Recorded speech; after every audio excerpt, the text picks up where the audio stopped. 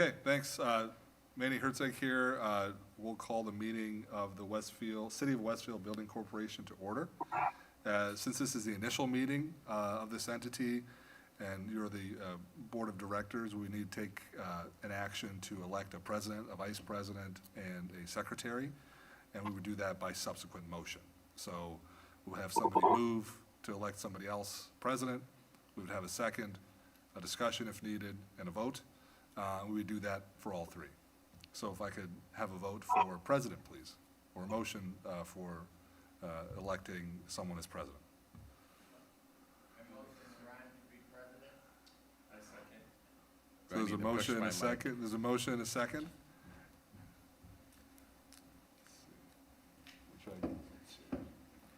Any discussion? Okay. No discussion. There's a motion and a second. Can I have a vote, please? Aye. Aye. Aye. Aye. Yeah. All right, motion carries. Mr. Moore, president.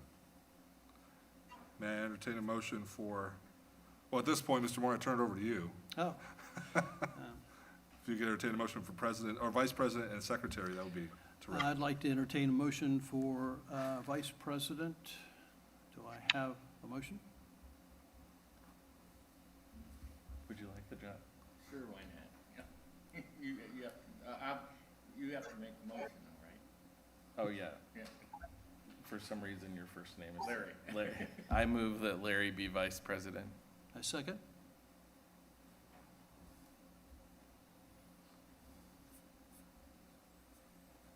No discussion, can we have a vote? Aye. Aye. Aye. Motion carries. Larry, congratulations. I motion that Steve be secretary. Second.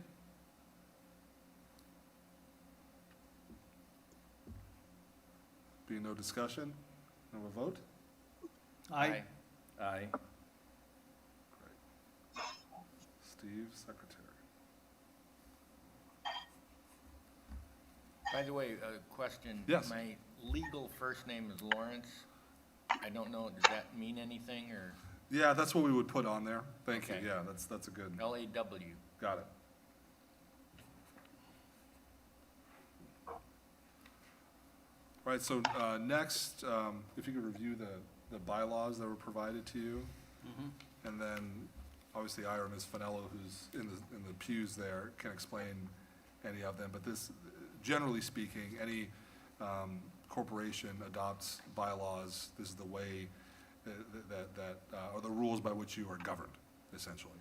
Other than statutory obligations you may have as part of the financing or otherwise, the bylaws are kind of the internal structure of how the body will be governed. So how officers are elected, which we just did, how they're removed, and all sorts of other issues. So I invite you to take a few minutes, to the extent you haven't already, go through them. Have any questions, obviously be glad to answer them here today and later if needed. But the next part of the organizational aspect of the meeting is to adopt the bylaws so that we have that established.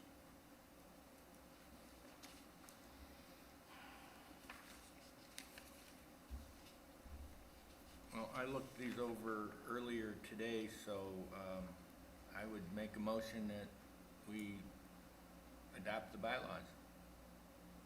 I will second the motion. Let's take a vote. Aye. Aye. Aye. Motion carries. Bylaws adopted. At this point, I'll turn it over to Mr. Bertrand, Ms. Finello, and Mr. Crawford. There are a couple of other action items yet, but to the extent, I know Ron, you specifically had questions. Now's the time. We'll have all of your questions answered and we can move forward. Thank you, Manny. Mr. President and members, for this record, on behalf of the city administration, thank you for taking the time out of your busy schedules to serve on this legally binding body. It is an entity established in Indiana law, whereas a public entity can then finance certain projects. So everything that you will consider be brought before this commission is subject to all those rules, regulations, and laws, both state and federal. For purposes of this meeting, beyond your organizational processes, we will be considering the financing of a new fire station, a new fire headquarters, of which you all three have been made keenly aware of the existing need, the design process, the delivery method by which we plan to bring that project forward. This will be a property tax funded project, meaning that every property tax payer in the jurisdiction of the city of Westfield will pay in their property tax bill a certain portion towards this bond amount, which is represented at $13.8 million, not to exceed. So in the chambers today and even online, Ms. Catherine Finello, you're familiar with her. This is also, you will also be brought a project, not to be considered today, but another publicly funded project, and that of a parking garage. And that is her role, and she's very key and instrumental.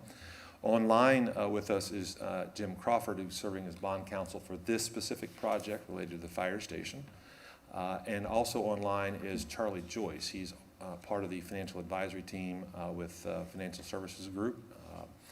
And so they will be positioning information to you, answering your questions as you consider these particular instruments as we move forward and advance this project. So again, everything that we will present to you and for your consideration are subject to the public assembly laws of Indiana, quorum, public noticing, and they will become a part of the official record. So with that, I think the next logical step is maybe bring Catherine to the dais and explain anything that is from that organizational standpoint, and we'll move into the matters of business specific to the fire station, the lease documents, any questions you might have related to how this is funded, how the payments will be rendered once we get the bond stood up and sold, and then what is your ongoing role in these types of projects as, quite frankly, the owner. So I'll yield to Catherine and your questions. Good morning, everyone. So as Mr. Bertrand stated, I'm assisting with the organizational aspect of the building corporation. And then we will have, as he stated, the garage project later on. With respect to the organizational information, you're organized under Indiana law as a non-for-profit, and you're organized in a way to also meet certain requirements under the federal tax code so that you are authorized to issue tax-exempt bonds under Indiana Code 36110. And then when we get to the garage project that Mr. Bertrand mentioned, we will be issuing those bonds as taxable, but you'll be serving as a lessor of the project, which is provided for under our Indiana redevelopment statute 36714. So we're going to be filing some documents with the IRS to complete your exemption under the federal tax code, and then also to exempt the building corporation from filing any annual tax returns, because your role, as Mr. Bertrand stated, is to serve as the, and to assist the city of Westfield in financing certain projects. So that's basically the only monies you will receive are bond proceeds, and you'll pay those bond proceeds back out.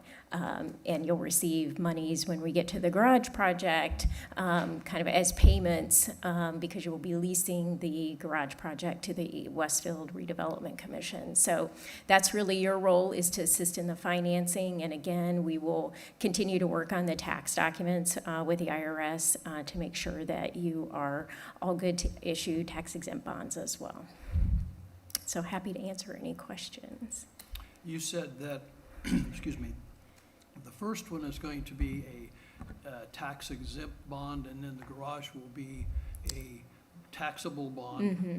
Can you delineate what's the difference between the two and why? Yes, Very good question. So the project that Mr. Crawford is working on is going to be, I believe, a public safety building. Is that correct, Ty? So the garage project is in connection with an economic development project. And sometimes economic development projects can be tax exempt. We expect it to be taxable at this point, but if certain facts change, they could be tax exempt. But we'll assume that it's going to be taxable right now because there's a developer involved. And so under certain guidance and rules under the federal tax code, it will need to be taxable. But you're allowed to continue to assist in that financing under the provisions of the Indiana code. Who will be handling the funding for that particular project? The funding for the project will come from the tax increment that's generated from the project. Okay, Mhm. Tiffman, okay. So, to be clear, this, the repayment of these bonds, does that come out of the city budget? I mean, how does, you know, there's no tax increase to the citizens, correct? So it will be placed on part of the tax levy. So as we've proposed the budget for 2022, Financial Services Group, Charlie Joyce on the phone, we have inputted this debt service into that tax rate, which is still going to be at the 76 or 77 cents per hundred. So every property tax owner in the city's jurisdiction will pay that property tax, those pennies on the dollar, so to speak. It goes through the collection system. The city then collects that, turns it over to you. All this is happening in the background between financial institutions. You make the debt payment to those bonds by collecting that revenue, because you are the owner, the entity, the recognized entity that is on the hook for the debt. And that's already built into the. That is already built into the proposed, budget. Budget that Correct. the city council has been looking at. Correct. You will have, what's interesting about what you're taking on here and your volunteerism, you have two different types of projects that have different funding mechanisms. Mm-hmm. One is property taxes across every rooftop, whether commercial, ag, or otherwise. The garage project that Ms. Finello has articulated will involve the redevelopment commission, wherein that project will have this, literally a boundary drawn around it. All the tax increment collected off of that square footage will be collected by the redevelopment commission, turned over to you to pay the debt service, and we'll bring that project forward in that methodology.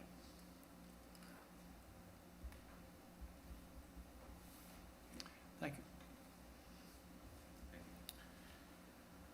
you. Okay, what we'll do now is move into more of these consideration of these documents that are before you. I will turn it over to Mr. Jim Crawford, who is also a partner at Taft, Stettinius and Hollister. Did I get that correct? Yes, sir. Oh, perfect. And he is, again, serving as bond counsel for this particular project. Mr. Crawford. Good morning. Thank you for the opportunity to address you. Can you hear me okay? Yes. Yes. Okay. If you had a chance to look at the timeline that has been distributed in the past to you and again recently, there are two main bodies that are involved in the financing. One is you as the building corporation, which will issue the bonds and own the project. That project will be leased to the city for its purposes. So the city council is the other main authorizing body, which has to take actions to make this project come to fruition. The city council has already held two public hearings concerning entering into the lease document and making the lease payment, which is required by statute before they can levy an ad valorem tax rate to pay for the lease. A notice that the city has made a preliminary determination to enter into the lease was sent to the newspapers and was published on September 17th.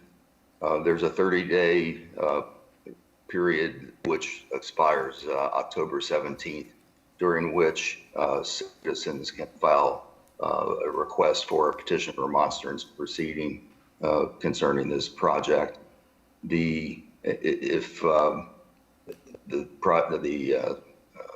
petition remonstrance is successful in moving forward, it requires at least 500 signatures of taxpayers or voters within the jurisdiction. So if we get to October the 17th and a petition has not been filed by those requisite numbers, the project will proceed without having to go through a petition remonstrance process. There are two main documents that you have before you. One is the lease between you as the building corporation, as the owner of the project, and the lessor to the city as the lessee. The other is a trust indenture pursuant to which the bonds will be issued, and it will, when the bonds have been sold, contain all of the bond terms.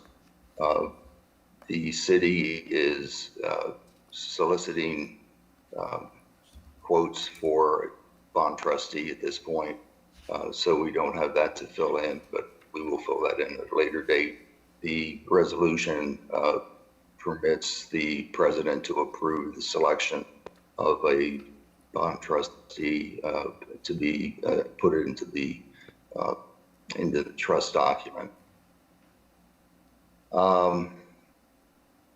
The amount of bonds that are being authorized by the resolution is not to exceed $13,850,000. The notice of preliminary determination having been made by the city council that was published sets a maximum interest rate of, sets a maximum lease payment of $1.1 million annually.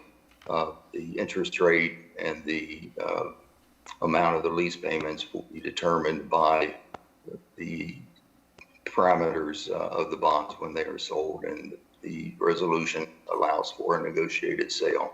So Charlie, when I'm finished, can run through some of the bond terms with you and what they will be doing with respect to the project.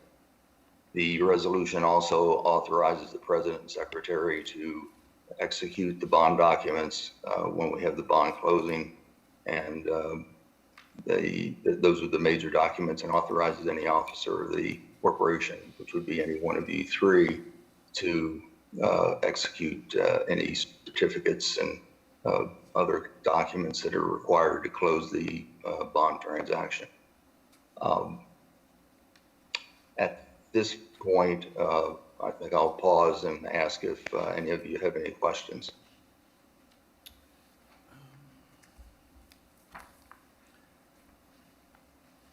And the resolution, sorry, I printed the stuff out, Jim, so I want to make sure that they have it. I know they got it electronically, but the resolution Jim was talking about is behind the notice paper. So if you page through, there should be an excerpt of minutes of the meetings that's going to go through and need to be approved today, but what Jim was talking about, the resolution, was right behind that. So sorry, I didn't make that more clear.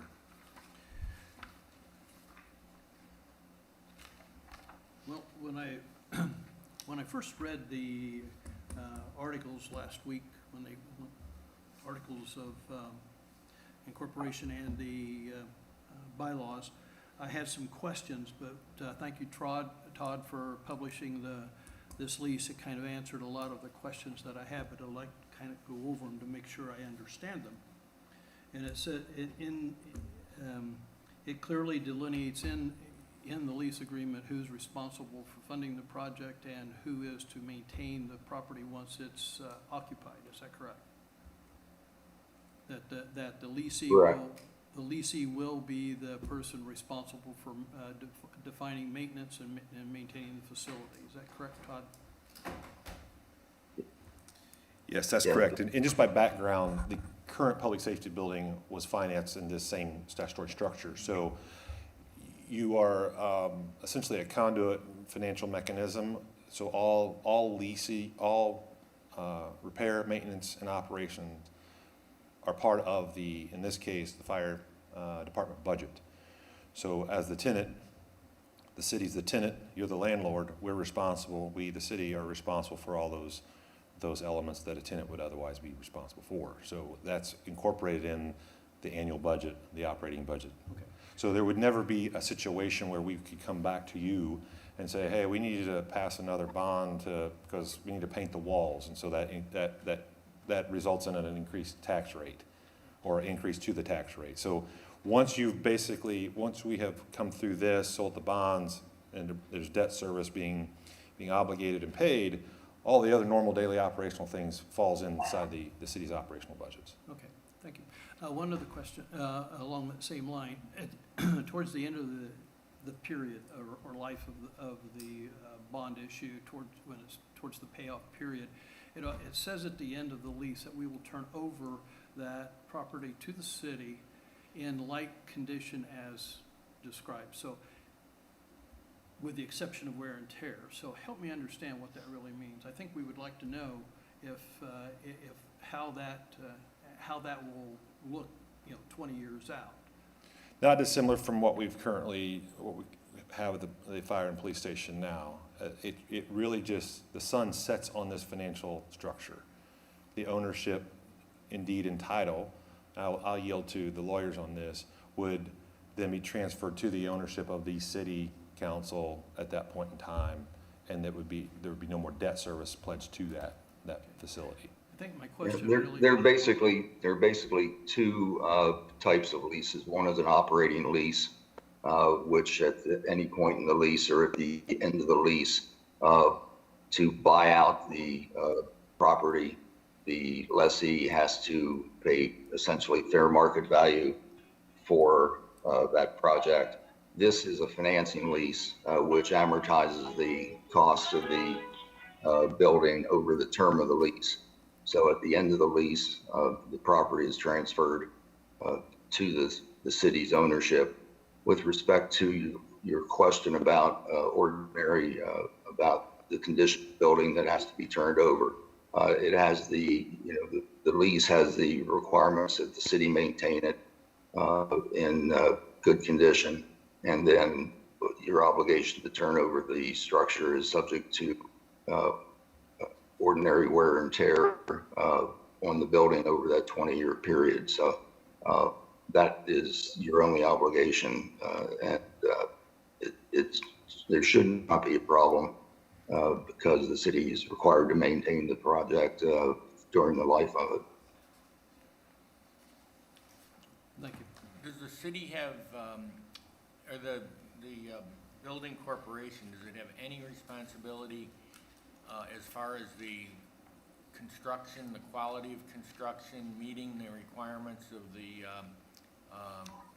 contract with whoever the builder will be? So statutorily, I will yield again to Mr. Crawford if you have a statutory role in that. From a functional role, we would invite you to be as involved as you want to be with the fire department. Because as you know, we're going through the design build project. The RFP is out there. They're in final negotiations design. They're looking at some value engineering, quite frankly, that may not exhaust the $13.8 million. But you can be involved in that project as much as you want to be, simply because you're the ultimate owner at this point in time. Statutorily, again, I'll yield to Mr. Crawford if you have a role that you have to sign off on, hold meetings and take official action. So Jim, do you understand their question?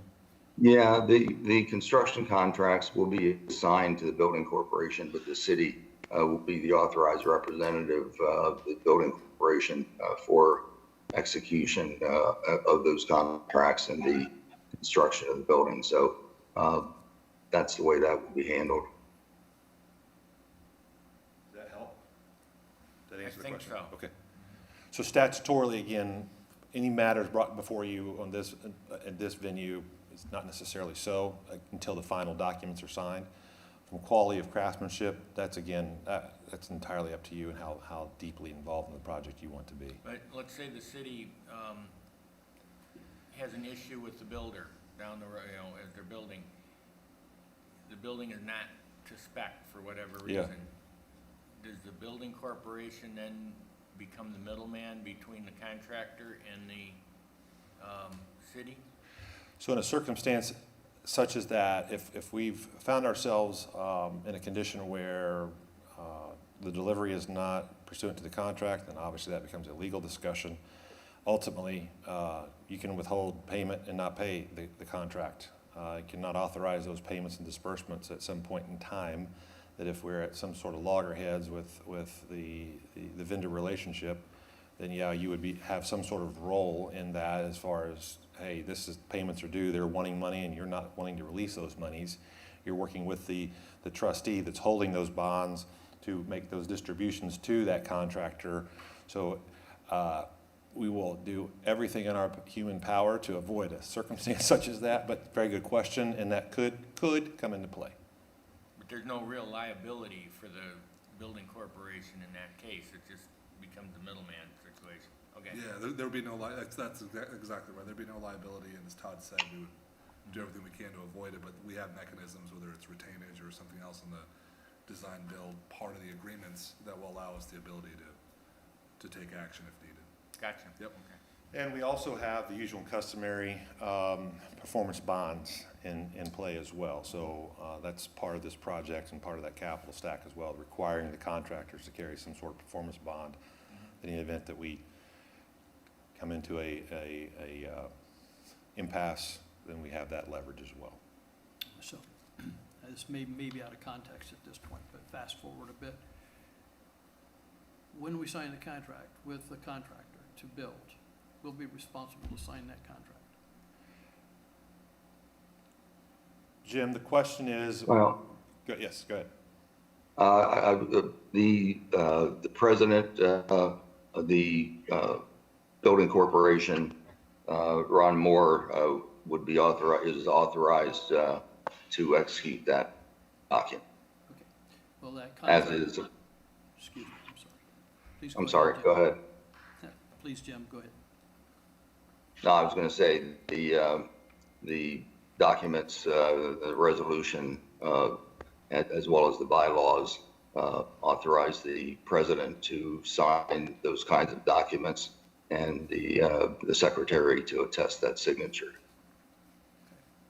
Within that document, will it stipulate any kind of, let me roll that back a second.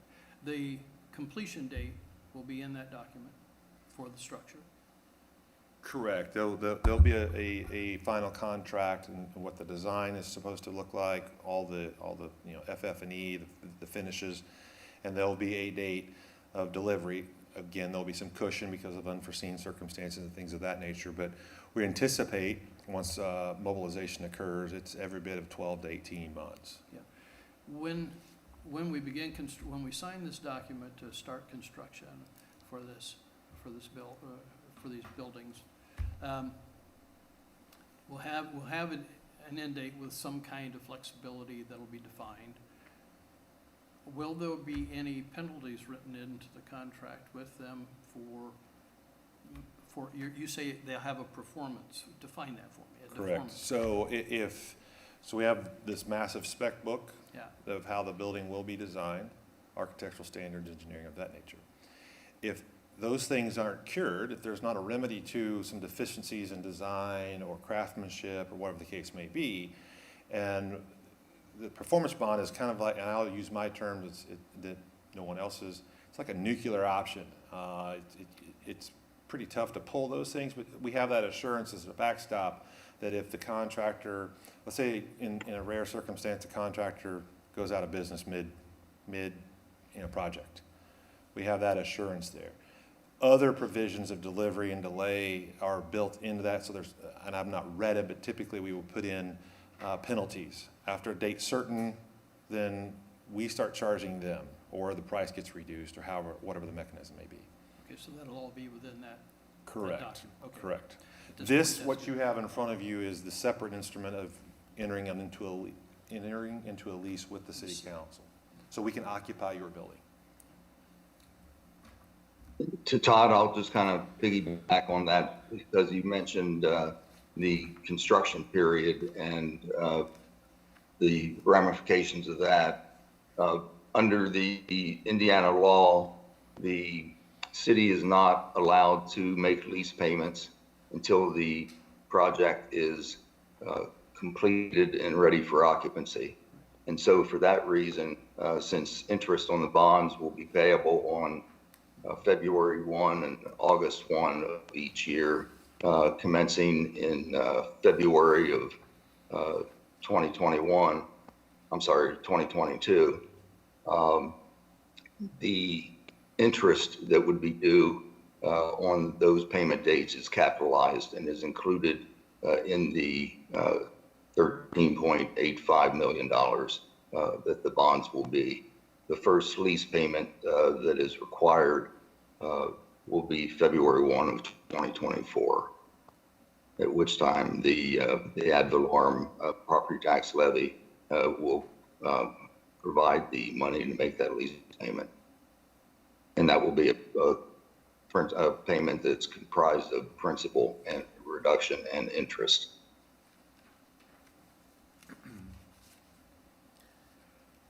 So I have just a question Yes, sir. related to that. So between now and 2024, the construction payments, does that show up in the city council claims? Or is that a claims that we, as a corporation, will review and approve?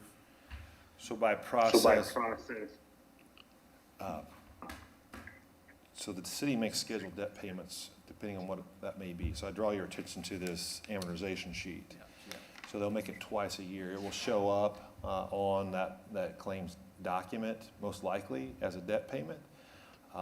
Usually they're self-explanatory, they're non-discretionary, you have to make your debt payments, and they would happen as it's outlined here. Does that answer your question? Yeah.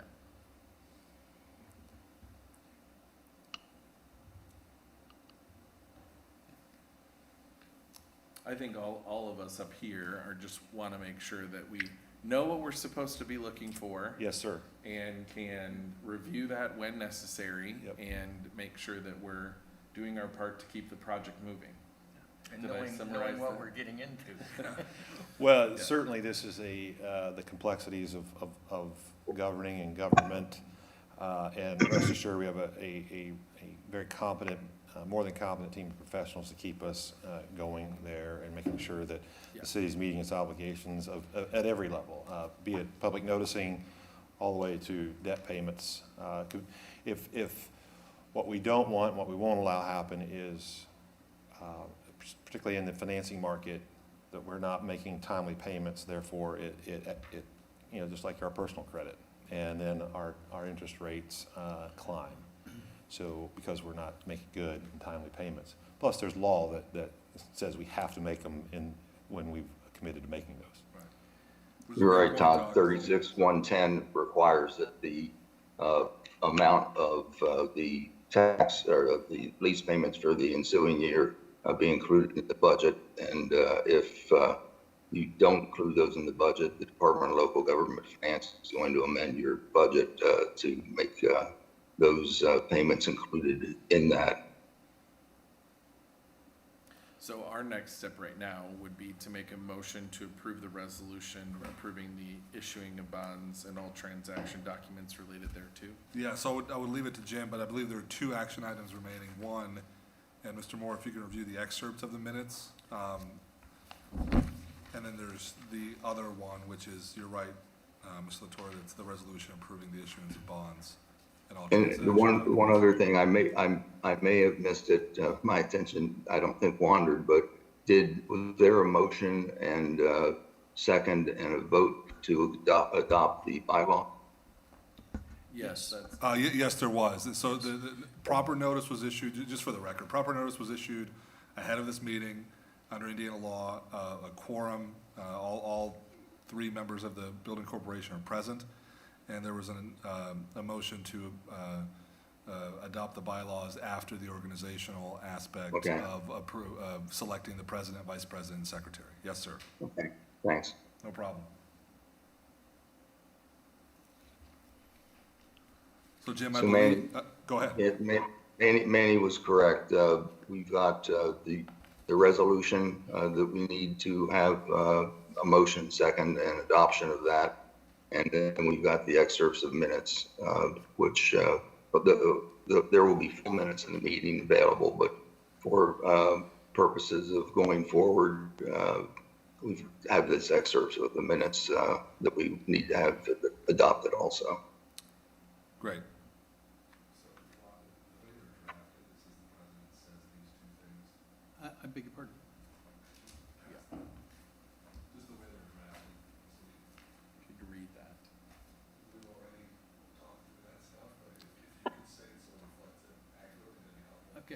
here? Yes, sir, the two points in the excerpts.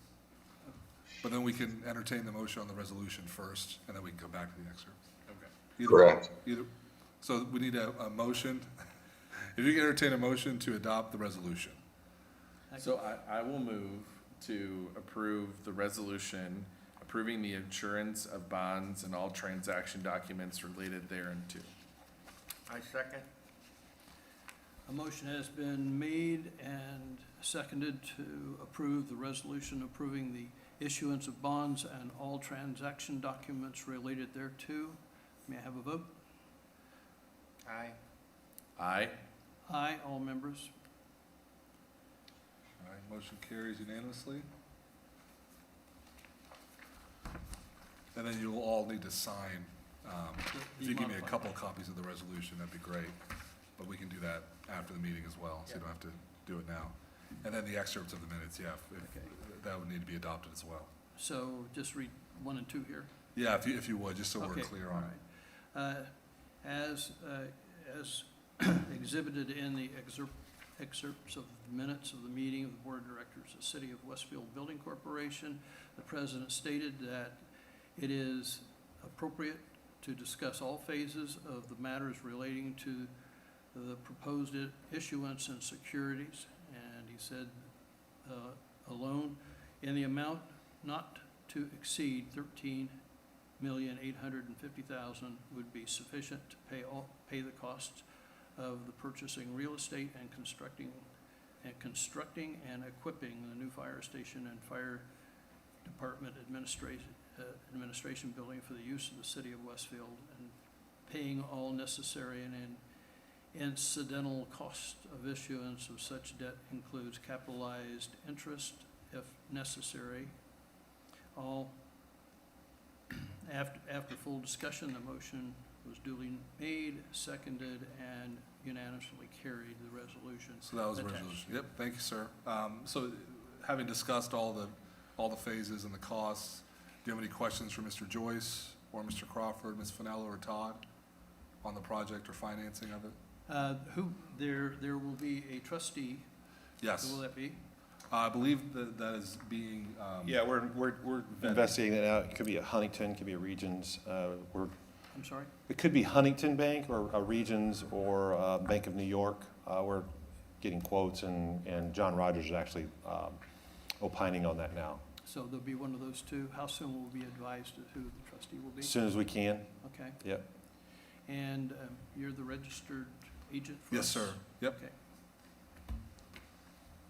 Do we need a motion to accept the minutes? Yeah, we would need a motion to approve the excerpt. Okay, a motion to approve the excerpt of the minutes? I'll second. Let's take a vote.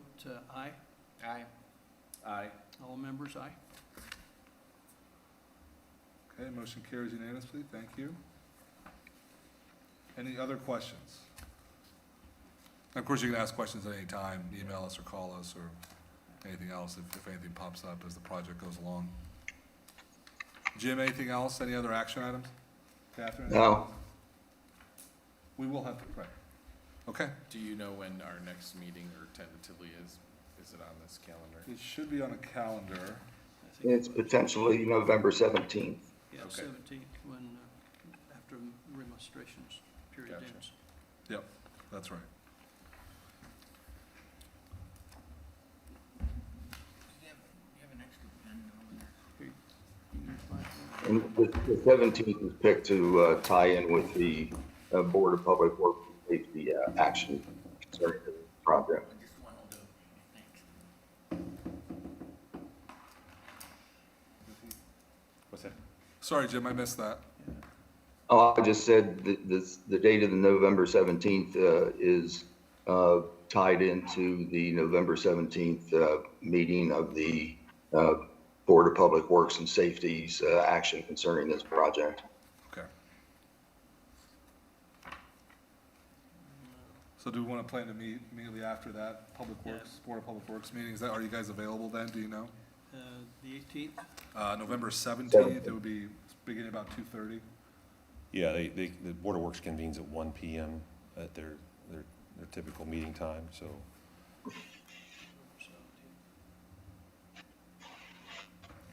good for me. I'm available. Okay.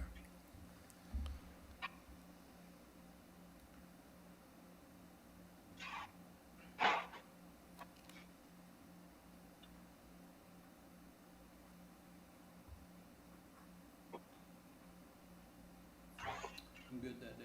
Okay. So what time on November 17th? Should, Probably Will you be 2 available? PM. 2 o'clock? 2 PM, 2 PM? yeah. And we'll notice that properly. And the location would be here? Here, correct. And Todd, that doesn't require a notice to be published in the newspaper. It just requires the Indiana Open Door notice of Yep. posting at least 48 hours in advance. Fair enough. Yep. Thank you, sir. So just some finer points as you may be drawing close to adjournment.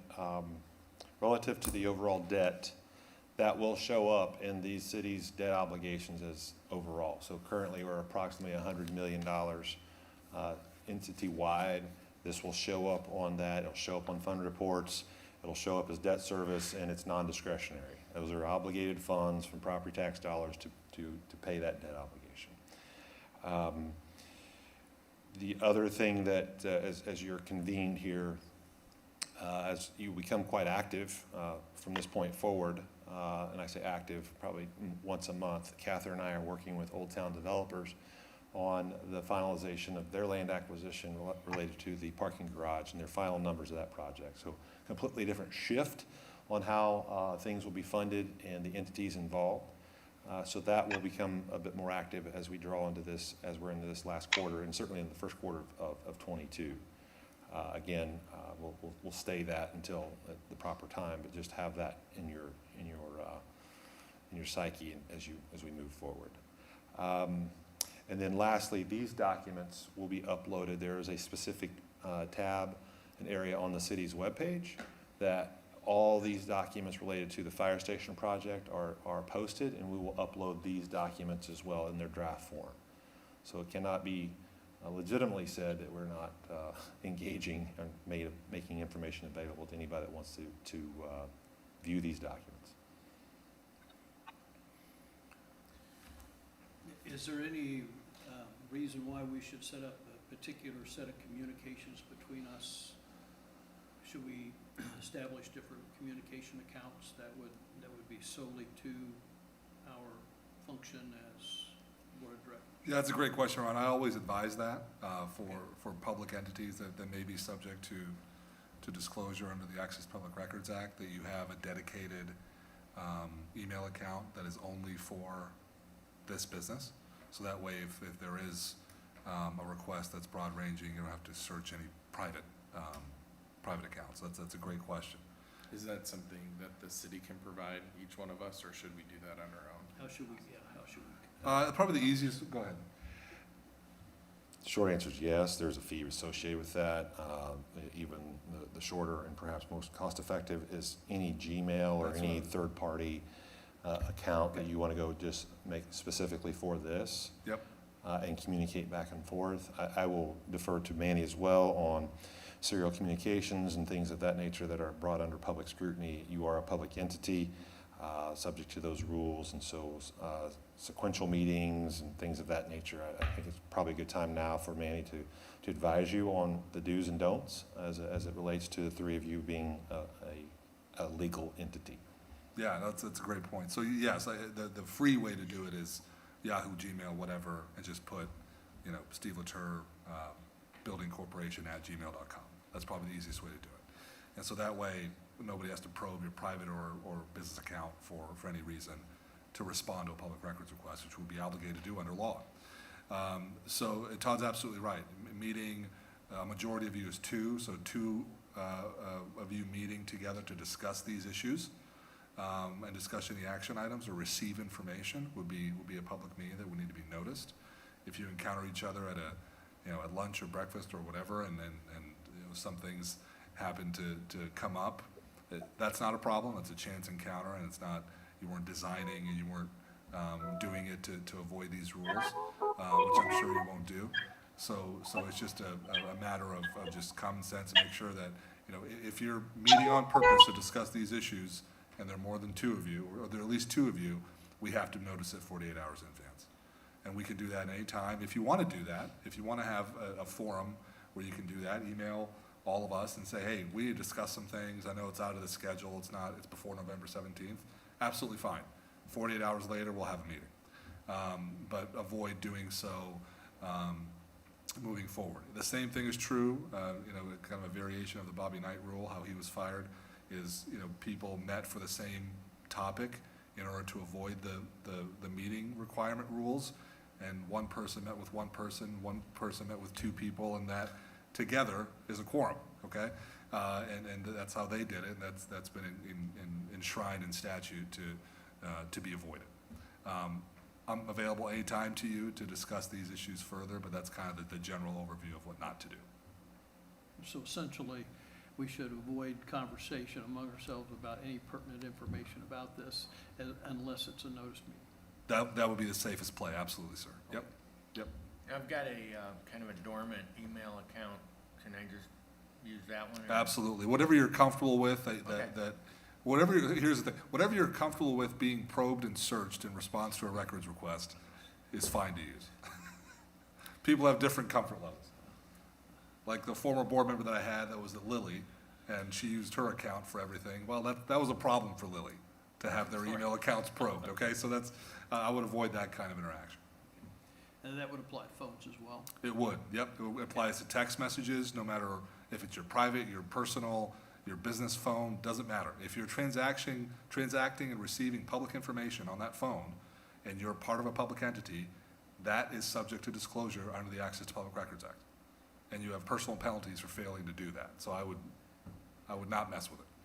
So probably don't install that email on your phone, is what you're saying, or don't link that email the way it's on the Right, so yeah, if it's static, that's fine. If it's separately on there and that's all you use, that's what will be searched. But otherwise, yeah, I would just maintain it on whatever else. You say it can be on our phone as long as It it's. can be, yeah, as long as that's the only email you use on your, for transacting public business. Okay. So Yep. we wouldn't text each other then?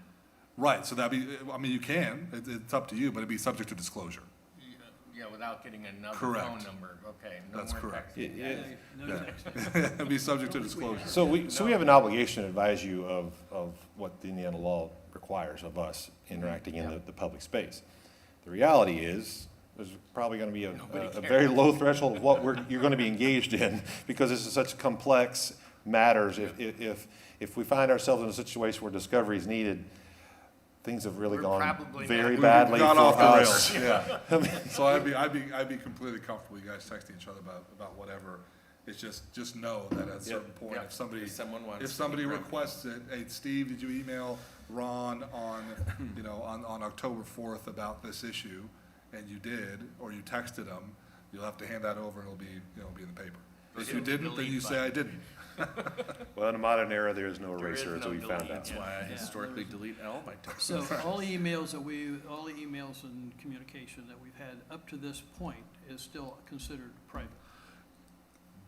Yes, because they've been through attorneys, so it'd be attorney-client privilege information to a certain extent. But emails you've exchanged with each other about these issues up until today, up until you were appointed, actually, not even today, up until you were appointed, would be private, yes. So going forward, if there's a question that I have for you that I think they would want to also ask. Sure. Can I copy them if it's going directly to you? You or- can, the Public Access Counselor has been, in past years has viewed that differently. Some folks are more conservative about that. They say, well, that's kind of like a meeting. If you expect an immediate response, it's like a text chain or a messaging chain, then it would be subject to the open door law because it's a quasi meeting.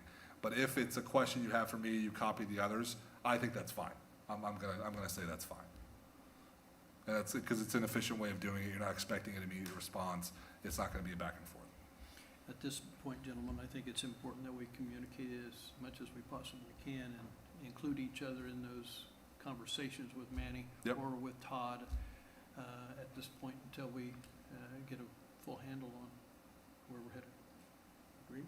Can we know what we're doing? I agree. Absolutely, yep. Fair enough.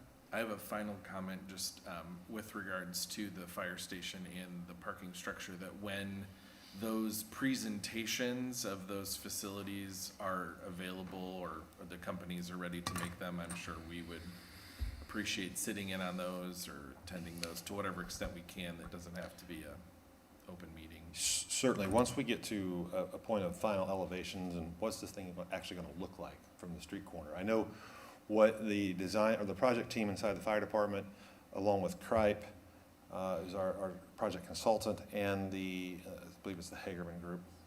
I don't even recall off the top of my head, the contractor, the design build team. They've looked at ways to compress the building by adding a second floor. So same square footage, just bring it up. So there's some design components there. Once they get to that point, and it fits inside this project budget, because I've been very clear, it doesn't go over the 12, because there's inside is 13.8.5, or 13.85. Issuance costs, capitalized interest, so it's not all dedicated fully to go vertical on that project. Once we get to that point, we'll certainly circulate those and get them on the website. What's the new fire station gonna look like? Same is true with the garage project. Some design nuances there that I think, certainly as you can imagine, the Plan Commission has an opinion on that, the City Council has an opinion on that. Many folks have an opinion on what does the parking garage look like. I know Old Town is adjusting some of their design, and once we get there, because what we do know is that that project as a redevelopment project has only so much capacity, only so much increment that's going to go outside or be produced in that project to cover the debt service. So there's a limitation there as well. Are there any security or confidentiality issues with citizens that talk to us about, that know that we're, publicly know that we're trustees of the building corporation? Is there anything we can or can't say to taxpayers that ask us about the fire project? No, sir, fully transparent. Okay. Yeah, as it relates to a taxpayer and their vested interest in it, certainly if you were approached by, My neighbors say. yeah, that's part of your service role. Okay. If you're approached in a way that is outside the morals and ethics and the law, then meaning wanting to influence a decision that may be coming before you, Then we call Manny. Then you call me exactly right. you call our lawyers, Exactly right. and we get that stopped, and we get protection around you, because Yep. But if a neighbor says, why are we spending $13 million That's right. to build a building? It's okay for us to tell them. Absolutely, and matter of fact, you're probably the best voice for that, Yeah. even less than me, of course. And you can point them to all the documents on the website, point them to meeting minutes. These proceedings today are being YouTubed, and so they're available to go back and archive. It's audio recorded. So yeah, that's a fair question. Why you need 13.8? Why is it costing so much? What's it going to do to my tax rate? What's it going to do to my tax bill? Those are all fair questions and part of your service role. And do you guys see this building corporation going beyond the firehouse and the parking facility? Is this something that the city would anticipate using in further ventures? If the project merits such that we can use this mechanism in the law, then yes. You're here, you're active, and it makes sense to do that. There's also other entities within the established in the law, the Economic Development Commission, which plays a role in our parking garage projects. You're going to have an intersection of statutory entities coming together for one singular project. So yeah, that's very possible. If there's something else that comes about, that it makes sense to have this building corporation engage in that, then absolutely yes. In the indentured document, I noticed that there are several fund call-outs. And just on the table of contents, there are 8 different fund call-outs. I haven't read this document, so I don't understand these, so perhaps maybe you can kind of just give me a very high-level idea of what all these different funds. Yeah, I'll defer to Mr. Crawford and/or Mr. Joyce on that one.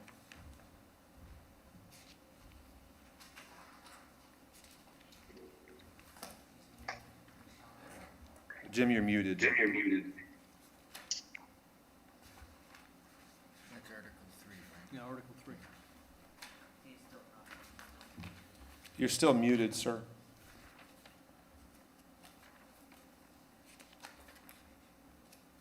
Go now, can you hear me? Yes, sir. Thank you, Jim. Okay, sorry. The project fund will be populated with the proceeds of the bond issue to pay the cost of the project. The sinking fund will contain the lease payments prior to them being used to make the bond payments. There's a rebate fund. I won't get down in the weeds on the federal tax law, but IRS doesn't like you borrowing funds at X rate and then investing them at X plus Y, since the funds of the bonds are tax exempt. So that fund is one that only gets populated if the rebate exceptions aren't met. We anticipate that the rebate exceptions will be met by this project. Operation fund is, the lease document calls for the lease payments to include not only the amount that is necessary to amortize the bond issue, but also a small amount tacked on annually to cover costs of operation of the building corporation that are directly related to this project. So that's what the operation fund is. Redemption fund is if the city decides that it wants to pay off the bonds early. Redemption fund is where money goes for that. Investment of funds gets investment proceeds. Redemption of bonds, that's not a fund, but that sets forth the procedures for redeeming the bonds prior to their actual required payment date, and purchase of the bonds addresses certain aspects of sale and purchase of those bonds. Thank you.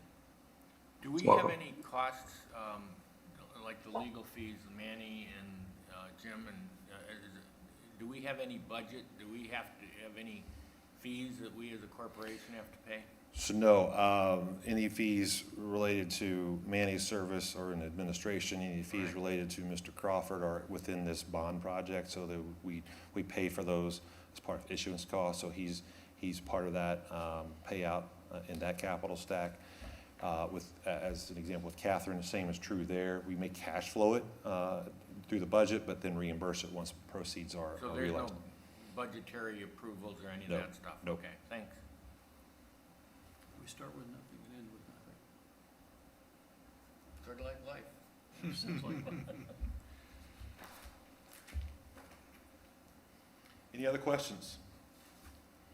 Any questions from the members of, No, I'll motion to adjourn. I'll second.